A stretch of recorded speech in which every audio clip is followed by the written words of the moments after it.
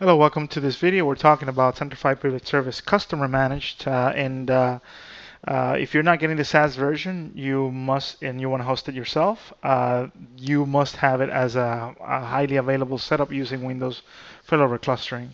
And this videos you can watch on any order. We've talked about storage, we talked about consoles, we talked about certificates. This one we're going to talk about creating our cluster. And you can do this with Windows Failover Cluster Manager. You can do it from Management Station or from any of the nodes if you install the tool. And ultimately, typically what you want to do is you want to validate configuration first. And it's basically picking the servers that are going to make up your cluster and run tests against them, right? So ultimately, you want to be able to find out if the systems are kosher from a Windows perspective, Windows clustering perspective. So a lot of tests are going to go on between those machines right now. And I'm going to go and pause the video for now, and we'll resume when this is ready.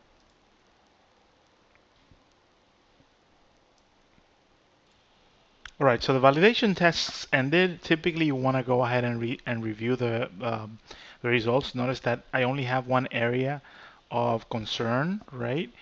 And this area is basically the network. I know exactly what it is. And if you look at this, it means that my systems only have one NIC card.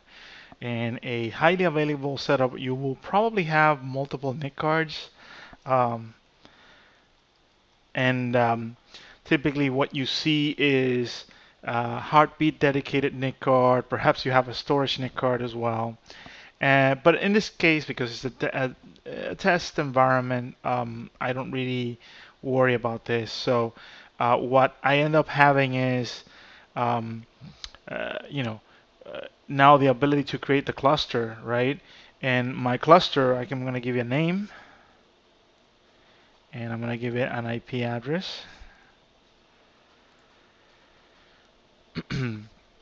So I must do this with a user that can actually create a computer object in Active Directory, because what this will do is create an object. If we go and check it out on their computers, notice that it created we can actually refresh it.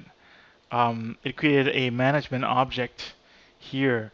Once I do this, this is a disabled one from before. I could just go ahead and delete it. What you'll see is that this is going to come back. Refresh. There you go. Here it is. That's the management object in AD that corresponds to this cluster.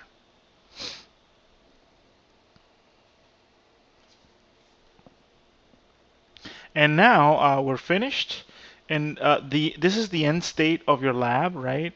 At least for this perspective, you have what is called an empty cluster, no roles, right? The storage, you have 2 disks. We want to make sure that the disks have the same lettering, right? So that disk happens to be the right one. My witness disk is the F drive because I'm planning to put my database in the E drive. This one has to be there. If they were flipped, you need to go ahead and change the drive letter. But at this point, you should have everything ready to install the Privilege Service, and all you need to do is go ahead and download it.